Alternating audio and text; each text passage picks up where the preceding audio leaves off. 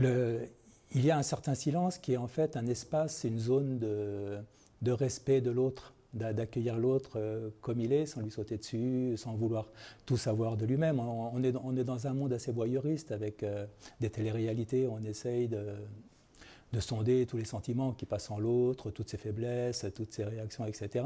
Et finalement, ça n'aide pas du tout à... L'autre devient un peu une marchandise, un objet.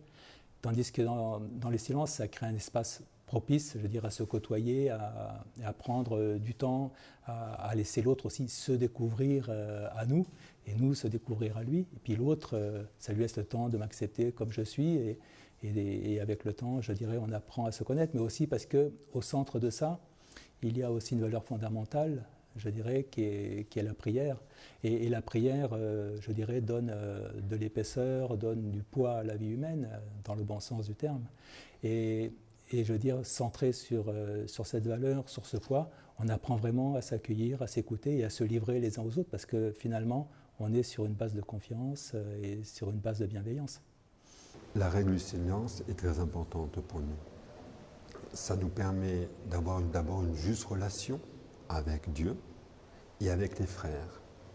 La règle du silence va nous permettre de prier, hein, et de maintenir ce climat de prière dans notre cœur, mais aussi dans les lieux où l'on vit, que ce soit à l'église, bien sûr, mais aussi au réfectoire, à la salle du chapitre, le soir, quand nous écoutons notre abbé, ou dans les lieux comme le cloître ou les galeries où nous nous rencontrons.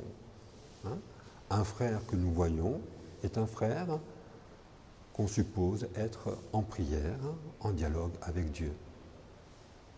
D'où l'importance de ce silence pour permettre une qualité de vie et pour préserver un dialogue intérieur avec le Seigneur qui habite le cœur de chacun des moines.